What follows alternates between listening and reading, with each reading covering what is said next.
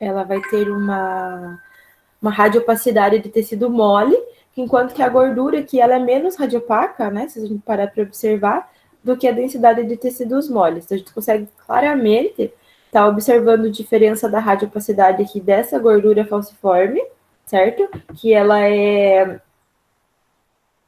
caudal ao fígado, com a radiopacidade da vesícula urinária, ok? Segundo órgão, lá a gente tem rins, né? Os rins, eles ficam localizados no espaço retroperitoneal, ok? O rim esquerdo, né, quando a gente tem uma incidência laterolateral, ele é mais caudal que o rim direito, então, rim esquerdo, rim direito, ok? Próximo órgão, a vesícula urinária, né? Então, a vesícula urinária lá, ela pode variar de tamanho e de forma, de acordo com a repleção da mesma, bem visível, bem tranquilo de ser observada. Próximo lá temos o cólon, né? O cólon ele tem essa característica de fazer um ponto de interrogação, né? Na incidência laterolateral, então ele parece muito com um ponto de interrogação. Se a gente parar para observar aqui na imagem que eu delimitei a vesícula urinária, agora, depois que a gente observou ali a delimitação do cólon, também fica tranquilo de observar, olha, aqui, né? O ponto de interrogação que ele faz. E aí temos o baço, certo? O baço, ele fica na sua porção mais ventral, ventral aqui, certo? E dorsal, e vai ocupar o espaço dentro do abdômen médio. Então, se a gente parar para observar essa localização, temos abdômen médio, ok? Em gatos, em situação fisiológica, não é possível a observação do baço, tá? Incidência lateral. Apenas em casos de esplenomegalia, ou seja, quando a gente tem aumento do tamanho do baço, ok? E ainda temos o estômago. Opa, aqui temos o baço, desculpa, né? Ocupando a região que seria de estômago médio, ok? Então, ela não fica nitidamente visível na radiografia lateral de felinos, porém, a gente sabe que o baço está localizado nesse local, né? Se houvesse um caso de esplenomegalia, ou seja, de aumento de baço, seria possível a observação. E ainda temos a localização do estômago, né? O estômago, ele fica caudal ao fígado na incidência lateral. Então, deixei essas imagens não são minhas, ok? Então, algumas delas eu delimitei e adaptei, e algumas delas eu utilizei de autores, por isso eu coloquei a fonte embaixo ali para vocês, tá? Então, essa imagem, por exemplo, é uma imagem que eu utilizei do autor, já essa aqui é uma imagem que eu adaptei, então, que eu fiz a delimitação, beleza? Então, só para vocês saberem, não estou roubando a autoria de ninguém das imagens, tá? Estou utilizando porque eu achei bem didática, ok? Então, essas foram a posição anatômica dos órgãos dentro da cavidade abdominal, né, em relação à incidência lateral. Quando a gente tem a incidência ventrodorsal, né, que é nesse caso aí, a gente tem a localização do primeiro órgão lá, né, o fígado. O fígado, ele vai estar cranial, sobreposto às bases pulmonares, tá? Então, a gente tem aqui as bases pulmonares e o fígado se sobrepondo a eles. Temos a imagem do rim esquerdo, né? Ela segue a imagem anatômica que vocês devem ter feito no trabalhinho de vocês lá. Depois, temos o cólon, ok? O cólon também, aqui na imagem, ele não faz a imagenzinha do ponto de interrogação, mas serve uma imagem mais curvada. Temos o seco, ok? O seco, ele tem uma forma parecida com uma fechadura, assim, digamos, ok? E o baço, tá? O baço mais triangular. A gente consegue observar ele do lado esquerdo, ok? Porque essa radiografia é ventrodorsal. Então, pessoal, ficou mais claro para vocês um pouquinho a localização. Logicamente, a gente precisa treinar os olhos, ok? Quanto mais vocês pararem para observar uma radiografia ou várias radiografias, mais fácil vai ficando, pelo menos, a localização anatômica, tá? E sabendo o fisiológico, como eu falei para vocês, facilita a gente observar o patológico, tá? Não que fique totalmente mais fácil, mas ajuda, auxilia bastante, tá? beleza? Eu vou deixar essa apresentação depois lá para vocês terem acesso e tirarem as dúvidas quando tiverem. Retornando ali para a nossa... Aqui, vou aparecer de novo. Agora que a gente trabalhou dessa forma, pessoal, que eu delimitei os órgãos ali para vocês, que a gente conversou junto. Ficou mais fácil? Ficou mais difícil? Ficou alguma dúvida em relação à localização dos órgãos? Falem aí comigo, por favor. Que bom, fico feliz. O trabalho que eu tinha passado para vocês, que era para entregar ontem e que foi entregue hoje, né, que eu pedi para entregar hoje, serviria para isso também, tá? Para que vocês colocassem no papel a imagem radiográfica que vocês teriam ao analisar uma radiografia, tá? Da localização dos órgãos. E também para dar uma relembrada em relação à radiopacidade desses órgãos, tá? Então não foi a professora tá enchendo linguiça e tá só pedindo um desenho. Não, de maneira nenhuma, tá? Queria treinar o cérebro de vocês a pelo menos a localização dos órgãos, beleza? Então, seguindo a nossa aula de hoje, vamos abrir aqui o próximo PowerPoint. Tá aparecendo aí o PowerPoint para vocês? Não. Não? Então, pera lá. Acho que tem que trocar a janela aqui. Agora acredito que vai aparecer.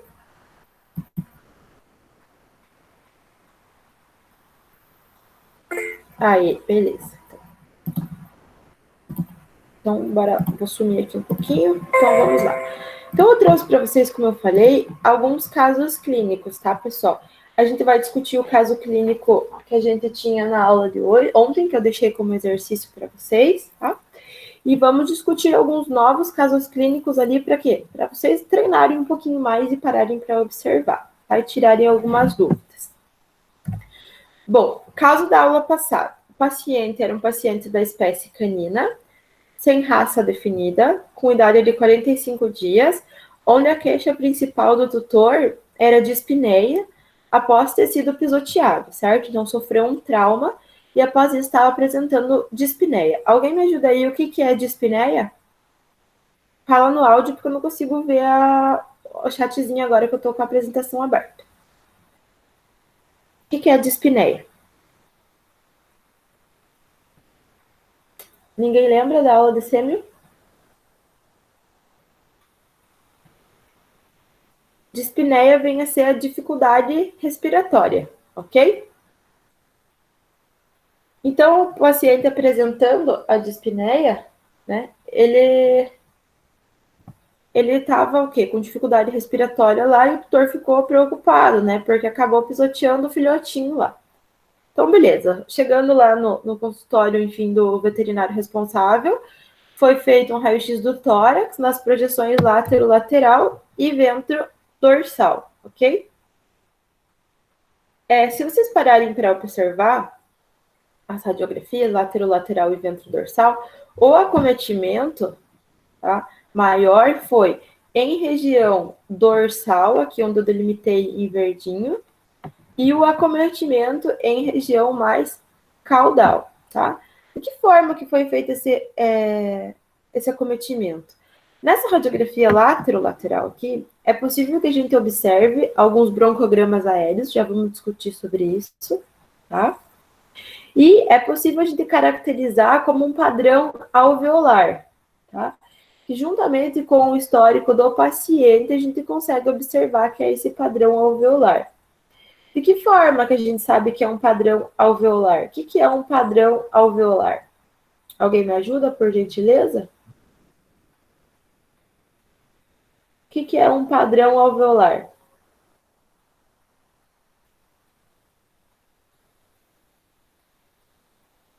Pessoal, alguém me ajuda? Padrão alveolar, lembram?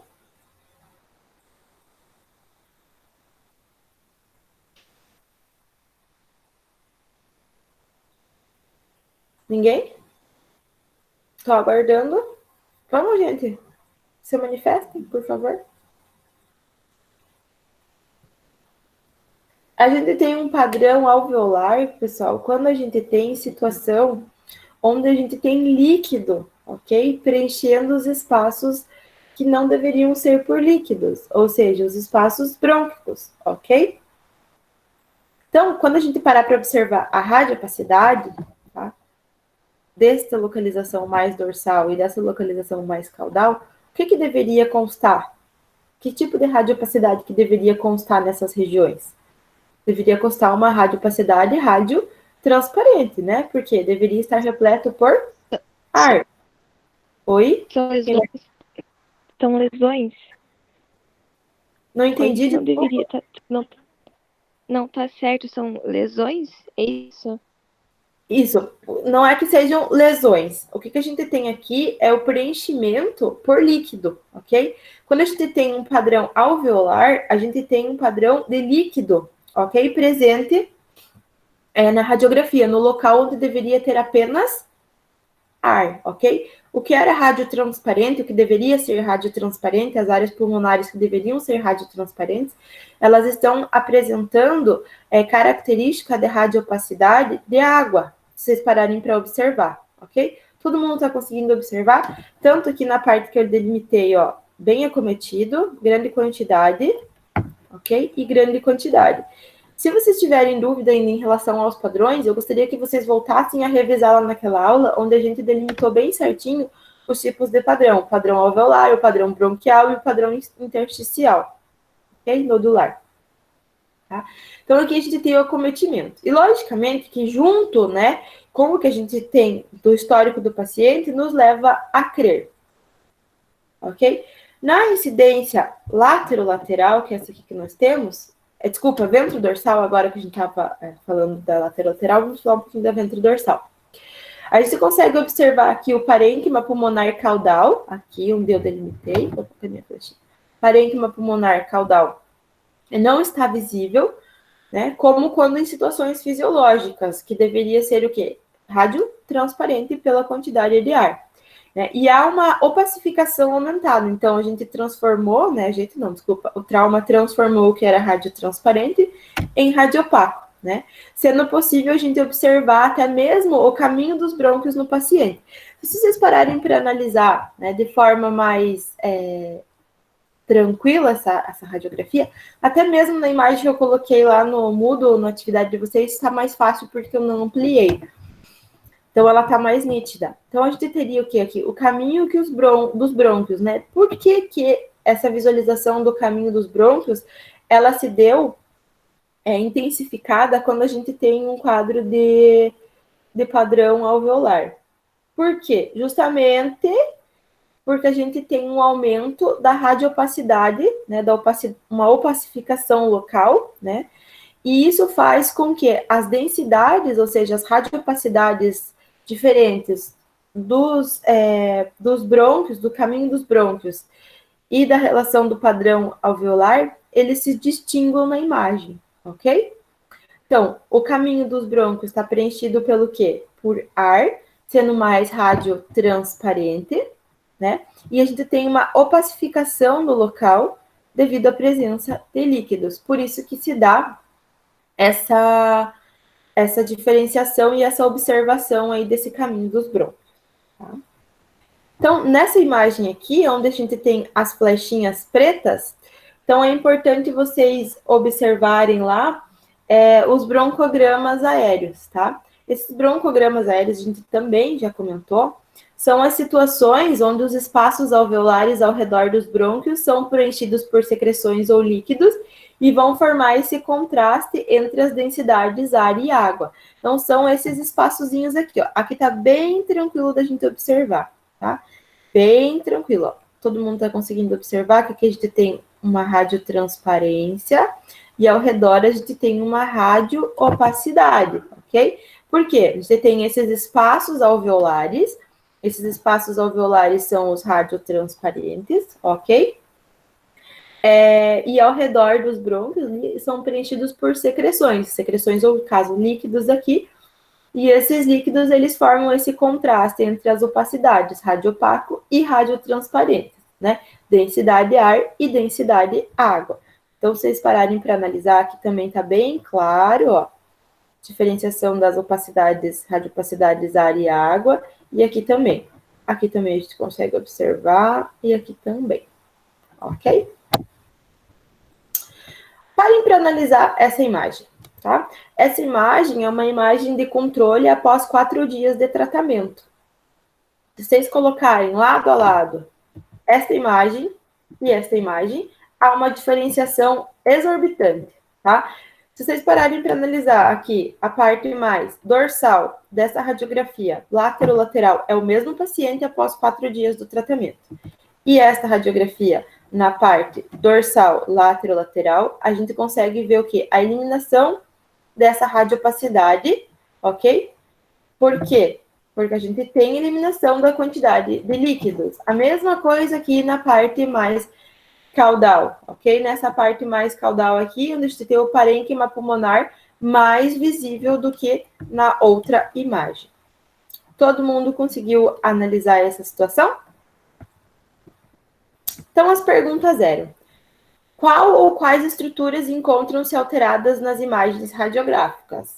Eram os pulmões, tá? Segunda pergunta: qual o padrão da alteração observada no órgão em questão? É o padrão alveolar. Terceira questão: defina o padrão respondido na questão anterior, ou questão acima, né? Então, o que deveria ser um padrão alveolar? Fluidos ou secreções que vão preencher os espaços aéreos, caracterizando como manchas radiopacas nos pulmões ou de radiopacidade homogênea, distribuídas pelo campo pulmonar, tá? Em todo o campo pulmonar. Então, vocês podem observar que algumas áreas mais acentuadas e algumas áreas menos acentuadas, mas a gente tem distribuição, né, em toda dessa radiopacidade mais homogênea ou dessas manchas radiopacas em toda a área pulmonar. Juntando lá o que a gente sabia do histórico do paciente, que é o trauma, mais esse padrão alveolar característico da presença de líquido ou de secreções no pulmão, qual seria lá a suspeita diagnóstica de vocês, né? Seria um caso de hemorragia pulmonar. Então, eu tenho um trauma, né? E tenho essa presença aí de característica de líquido dentro do pulmão, líquido ou secreção dentro do pulmão. Então, a gente iria sugerir uma hemorragia pulmonar, ok? Essa hemorragia pulmonar, muitas vezes, ela pode ser chamada de contusão pulmonar também, tá? E normalmente ela ocorre devido a um trauma. Normalmente um atropelamento, até mesmo esse caso aí que foi pisoteado o paciente, coitadinho, né? Por que ocorre essa hemorragia ou essa contusão pulmonar? Devido a uma lesão de compressão e descompressão. No momento então, que pisou no tórax do paciente, houve uma compressão e logo após uma descompressão, tá? Essa flexibilidade da parede torácica vai causar uma absorção do impacto no parênquima pulmonar, ok? E causando a ruptura dos alvéolos e, consequentemente, uma hemorragia, tá? Quando a gente tem aí casos de contusão ou de hemorragia pulmonar de origem traumática, eles vão começar a ser visíveis, ou seja, no exame radiográfico, após 4 a 6 horas do trauma. Então, não é imediatamente após a gente o paciente sofrer um trauma que eu vou conseguir ver se existe uma hemorragia pulmonar. Então, de 4 a 6 horas após o trauma, é que é possível a gente começar a observar nas radiografias se existe uma hemorragia pulmonar através dos padrões alveolares no pulmão, tá? E o pico dos sinais clínicos de hemorragia pulmonar acontece em média 48 a 72 horas após o trauma. Por isso é importante, logo após um paciente chegar atropelado ou que sofreu um trauma para vocês, a gente aguardar, não liberar o paciente imediatamente. Fiz um exame físico, fiz radiografia lá imediatamente após o trauma e não observei nada. Aguarda, fica com esse paciente em observação, repete a radiografia, né? Para quê? Porque se, por exemplo, um padrão alveolar originando aí de uma hemorragia pulmonar, vai começar a aparecer de 4 a 6 horas só após o trauma. Alguma dúvida em relação a esse caso de ontem? Podem falar aí no microfone se alguém tiver, porque eu não estou conseguindo ver o... Não estou conseguindo ver o chatzinho. Tranquilo, pessoal? Então, vamos lá para o primeiro caso clínico da aula de hoje. Então, é uma espécie canino, é da raça Yorkshire, o paciente, com a idade de 3 anos, uma fêmea, e a queixa principal lá são contrações abdominais persistentes após trabalho de parto durante 24 horas. Então, o paciente já está apresentando trabalho de parto há 24 horas, coitadinha, deve estar cansada já, né? Então, aqui a gente tem a incidência laterolateral do paciente. Quando a gente tem trabalho de parto normal, a gente deve considerar 3 principais pontos, tá? Logicamente que vocês vão aprender isso aí mais para frente, mas para a gente poder discutir essas radiografias, a gente precisa discutir esses 3 pontos. Que pontos são esses? As forças expulsivas, né? Porque precisam estar presentes para quê? Para que o feto seja ejetado para fora do corpo da mãe, ou seja, para que ocorra o parto. O canal do parto, que deve estar viável para que o feto consiga realizar a passagem. E o feto, né? O feto é o quê? Em relação ao tamanho dele e a presença de anormalidades, ok? O raio-x, ele vem, antes de tudo, com o objetivo da gente observar se há presença de fetos intrauterinos, quantos fetos, né, a gente tem nessa fêmea, se a apresentação do feto tem alguma anormalidade ou se ele está normal, ainda em relação à proporção do feto em relação à mãe, ou ainda anormalidades anatômicas em relação à pelve da mãe. Então, a gente pode, num caso como esse, de uma fêmea que já estava apresentando aqui como queixa principal, contrações abdominais persistentes de trabalho de parto há 24 horas, realizar uma radiografia para observar o que está acontecendo, ok? Então, nesses casos, a gente deve observar 2 incidências ortogonais para que o exame seja completo. Por que ortogonal? Porque se eu pegasse essa incidência laterolateral não ortogonal, né, o que aconteceria? Talvez eu estaria sobrepondo, por exemplo, as estruturas ósseas do feto aqui e não conseguiria ver algumas características, né, como, por exemplo, esse contorno em relação à coluna do paciente. Tá? Então, para ser bem completa, nesses casos, a incidência deve ser ortogonal. Tá? Então, vocês podem ver que ela não está bem horizontal, lateral-lateral. Ela está lateral-lateral ortogonal. Até mesmo a gente consegue observar por quê. Porque a gente tem aqui as estruturas ósseas, etc. Ok? Então, a gente deve lá parar para observar. A apresentação do feto. Então, temos aqui o feto. Todo mundo consegue parar para observar aqui? Crânio, coluna. Ok? Então, a apresentação do feto. Nesse caso aqui, a coluna do feto, ela está perpendicular à coluna da mãe. Ou seja, lá, a presença do feto está em posição transversa, o que dificultaria o nascimento ao parto normal. Opa, lá, pulei tudo isso aí que eu tinha. Então, aqui nessa imagem radiográfica, a gente tem exatamente delimitando aqui, ó, a coluna do feto, ok? Em relação à coluna da mãe. Ela está se apresentando, então, em posição perpendicular, o que torna a presença do feto em posição transversa, o que dificultaria o parto normal, ó, posição transversa. Coluna do feto, coluna da mãe. Segunda situação, a relação céfalo-pélvica, tá? O que vem a ser? O tamanho do feto em relação ao tamanho da mãe. Então, a gente observa as dimensões aqui da cabeça, tá, do feto, em relação às dimensões do canal do parto, né?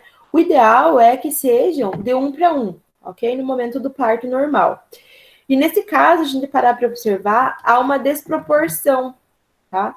Uma desproporção cefalopélvica, que a gente chama, ou seja, em relação à cabeça do feto com o canal da passagem do parto da mãe, tá? Em radiografia, gente, a acurácia dessa determinação, dessa desproporção, ela é um tanto quanto mais difícil, tá? Então, a gente considera o crânio e os ombros, tá? Quando o crânio e os ombros forem mais largos ou maiores aí que o canal do parto da mãe pode ocorrer essa desproporção, levando a quadro de distocia, ok?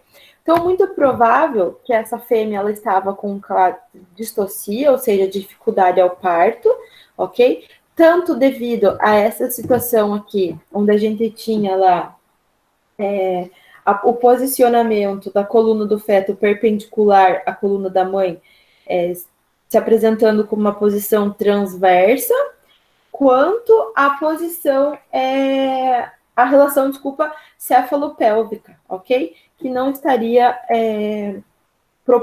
proporcional, ou seja, estaria desproporcional, dificultando o parto, podendo ser um indicativo aí de distocia. Tranquilo?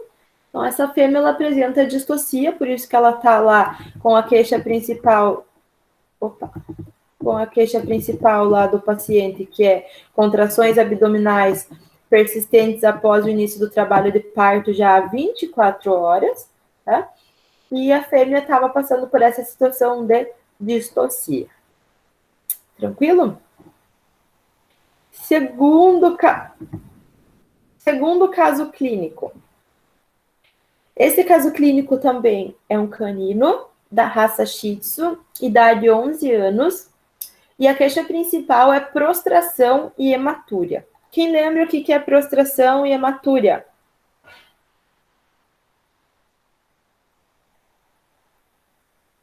Ninguém? Quando o paciente está prostrado, o que ele está? Caidinho, né? Quietinho, tá caído, tá apático. E hematúria, o que vem a ser hematúria? Em relação ao sistema urinário. Hematúria, vem de células sanguíneas, de sangue, túria, urina. Então, presença de sangue na urina. Tranquilo? Então, na radiografia, aqui numa radiografia lateral, a gente pode observar a vesícula urinária desse paciente, ok? E dentro dessa vesícula urinária, a gente observa algo com uma radiopacidade aumentada, ou seja, radiopaco, né? Pelo quadro clínico do paciente e pela radiografia lateral que observamos, né? Temos a presença do quê? De cálculo, né? Nesse caso, é um cálculo vesical. Por quê? Cálculo presente dentro da vesícula urinária. Esse cálculo está causando, né, o sinal, de hematúria, presença de sangue na urina, e a gente consegue observar ele aqui em formatinho de estrela, tá? A gente consegue observar ele com a sua radiopacidade aumentada em relação à vesícula urinária, tá? Devido ao quê? A sua própria densidade do material. Então, aqui tem uma imagem para vocês, né, do cálculo depois de retirado do paciente, né? Vocês pararem para observar, é bem a forma dele, né, estrela aqui, na radiografia dentro da vesícula urinária, e aqui após a retirada cirúrgica desse cálculo. Caso clínico 3 lá. Espécie canino, sexo fêmea, idade 2 anos de idade, raça labrador retriever, e a queixa principal. Opa, ali faltou uma palavra que eu não sei o que eu quis escrever. Mas apresentava desequilíbrio, caindo quando abanava a cabeça. Tá? Então, no exame físico desse cão aí, não detectaram qualquer alterações, exceto lá a ligeira descoordenação dos membros posteriores, né? Uma vez que os sinais não melhoravam durante o dia. Então, ele apresentava também tremores. O paciente ficou internado lá para observação. Tá? Os proprietários ainda lá relataram que no dia anterior eles haviam notado que a coleira antipulgas desse paciente havia desaparecido. E citaram que o paciente era muito ativo lá e tinha um apetite voraz e acabava comendo tudo que via pela frente, né? Suspeitou-se inicialmente de uma intoxicação pelo princípio ativo da coleira, que era uma coleira de deltametrina, E essa intoxicação por deltametrina, esse componente aí para coleira antipulgas, quando há intoxicação, os sinais são neurológicos, como, por exemplo, tremores, incoordenações, convulsões, né, que são alguns dos sinais que o paciente estava apresentando, né? Tremores, que foi relatado, e incoordenação motor. Foi realizado também análises sanguíneas, né, que estavam normais, e um raio-x, ok? Esse raio-x evidenciou lá presença de corpo estranho. Aonde está presente esse corpo estranho? No estômago do paciente, lá, ó. Na incidência laterolateral, na incidência oblíqua, ok? Então, aqui não está aparecendo na mesma localidade, porque aqui a gente tem uma incidência laterolateral, aqui a gente tem uma laterolateral oblíqua, e nesta imagem a gente tem ventro dorsal, ok? O diagnóstico, né, de corpo estranho, suspeita de corpo estranho, é normalmente realizado através de raio-x abdominal, podendo também ser incluso uma ecografia abdominal. É importante que a gente realize lá análises sanguíneas, como hemograma e até mesmo um painel bioquímico, né, para descartar outras causas dos sinais, como vômito. Nesse caso, o paciente não apresentava vômito, porém, se o paciente estivesse apresentando vômito, poderia, né, ser descartado através de um exame sanguíneo e bioquímico, né? Outras causas, por exemplo, do vômito, né? E o tratamento, nesses casos, normalmente é remoção cirúrgica do corpo estranho através de uma gastrotomia, tá? E também de uma enterotomia. A gastrotomia é a abertura e a retirada do corpo estranho do estômago e a enterotomia do intestino, ok? Então, a gente consegue ver nitidamente nas três imagens, nas três incidências radiográficas, o corpo estranho devido ao aumento da radiopacidade, ou seja, está bem radiopaco, né, essa coleira, na nossa imagem aqui, e posicionada dentro do estômago. Como é que eu sei que é o estômago? Devido ao quê? A localização anatômica, certo? Então, aqui tem localização anatômica. Não poderia estar no diafragma e nem no fígado, ok? Então, a gente tem o posicionamento, né, desse corpo estranho em estômago. Na incidência aqui, não total reta, né, não horizontal, direto, me fugiu a palavra, desculpa.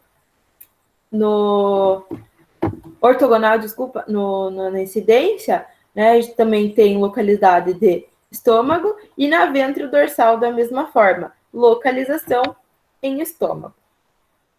Tranquilo? Caso clínico 4.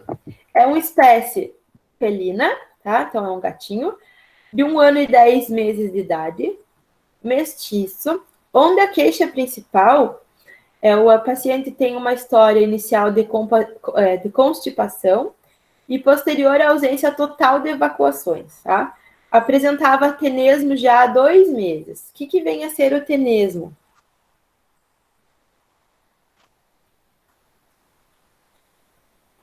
Ninguém lembra o que é tenesmo?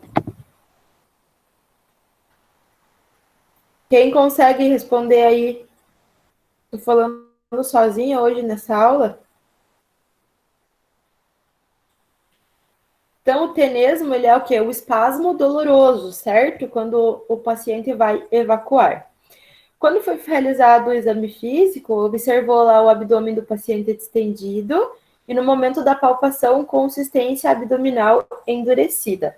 E aí foi pedido lá radiografias. Então, nessa radiografia de incidência lateral da cavidade abdominal do felino, a gente observa, né, compressões aí, ou seja, aparências de focos fecais que já estão fragmentadas em blocos com radiopacidade aumentada. Então, vocês podem observar aqui esses blocos de radiopacidade aumentada e consequente distensão do lúmen colônico, ou seja, do cólon, né? Parem para observar como está distendido este cólon, ok? Se a gente parar para observar aqui os sinais clínicos desse paciente e o exame físico, ó, abdômen distendido, então já tinha grande quantidade de acúmulo de fezes, tá? Consistência abdominal endurecida. A gente tem aqui os blocos, né? Blocos de concreções fecais, desculpa, não fetais. Na imagem ventro-dorsal aqui, então, a gente consegue observar também a distensão das alças intestinais. Parem para observar alças intestinais distendidas, aumento da radiopacidade em relação ao bolo fecal, observem, ok? Aumento de radiopacidade desses bolos fecais e fragmentação do bloco dos mesmos. Da mesma forma que a gente parava para observar aqui, essa fragmentação dos blocos, a gente tem na imagem ventro-dorsal também, ok? A gente observa comprometimento de cólon ascendente e cólon transverso, descendente e reto, ok? Então, eu coloquei para vocês aqui uma imagenzinha anatômica para vocês localizarem aqui a presença de cólon ascendente, cólon transverso e cólon descendente. Se a gente parar para observar nesta imagem nossa, temos o comprometimento exato, tá? De cólon ascendente, transverso, descendente, tá? E não com tanta clareza do reto, mas também, ok? Então, a gente, nessa radiografia, é possível observar o diagnóstico de fecaloma, tá? Uma vez que essas fezes e os gases geram radiopacidades contrastantes e facilmente identificadas. Vocês conseguem parar para observar que existem gases aqui? Então, tudo que for radiotransparente é presença de gases, ok? Então, esse aumento, né, do lúmen aí também é devido, além das presenças dos bolos fecais ali, também dos gases, ok? Que podem ser facilmente identificados. Então, a gente tem gás, gás, gás, gás, e tem os bolos fecais. O fecaloma, ele é radiodiagnosticado através do quê? Distensão da alça intestinal, aumento da radiopacidade lá devido ao bolo fecal, fragmentação em blocos do bolo fecal e compressão dos demais órgãos abdominais, ok? Então, através disso que a gente consegue observar que é um fecaloma. Nesse caso, nós temos todas essas características. Primeira delas, distensão da alça intestinal. Observamos? Com certeza, certo? Depois, a segundo ponto, aumento da radiopacidade do bolo fecal. Com certeza, conseguimos observar nitidamente aqui o aumento da radiopacidade do bolo fecal. Terceira situação, fragmentação em blocos do bolo fecal. Exato, a gente consegue ver nitidamente aqui a determinação da fragmentação dos bolos fecais. E terceiro, compressão dos demais órgãos abdominais. Se pararmos para observar os demais órgãos abdominais, estão todos comprimidos devido ao quê? Essa própria distensão, né, da alça intestinal contendo aí esse bolo fecal endurecido, tá? As fezes, quando elas estão ressecadas, compactadas e retidas no interior do intestino grosso, elas recebem o nome de fecaloma, ok? Então, nesse caso aqui, a gente teria um diagnóstico de fecaloma, ou seja, retenção de fezes endurecidas no interior do lúmen. A fisiopatologia do fecaloma, ela pode ser resumida aí como sendo resultado da inércia colônica, ou seja, uma parada do cólon, ok? Que, consequentemente, pode resultar numa obstrução da saída dessas fezes e, por fim, um fecaloma, tá? Ainda assim, essa inércia ela pode advir de uma distensão prolongada do cólon, de um traumatismo neurológico, de uma disfunção congênita, ou seja, que o paciente já nasceu, ou até mesmo pode ser idiopática, tá? A obstrução da saída pode ser resultante, por exemplo, de uma fratura pélvica, tá? De um caso de estenose, de estreitamento, né, do lúmen, casos de neoplasias do intestino grosso, massas neoplásicas adjacentes que estejam estreitando este lúmen, ou até mesmo através de corpo estranho obstrutivo, que vai impedir a passagem do bolo fecal. Bom, pessoal, temos alguma dúvida em relação Então, deixei aqui no final para vocês os dois dos principais artigos que eu utilizei para pegar esses relatos de caso aí para a gente discutir, tá? E encerramos a imagem por aqui. Agora, vamos conversar aqui. Em relação a esses 4 casos clínicos que eu deixei para vocês, existe alguma dúvida?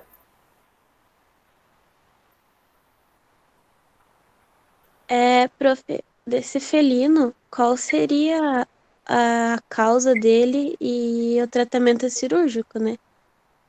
Do pecaloma? Isso.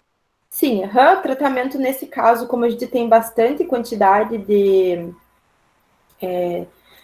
bolo fecal endurecido ali, com bastante distensão das alças, é muito provável, ele não teve o final ali no artigo em relação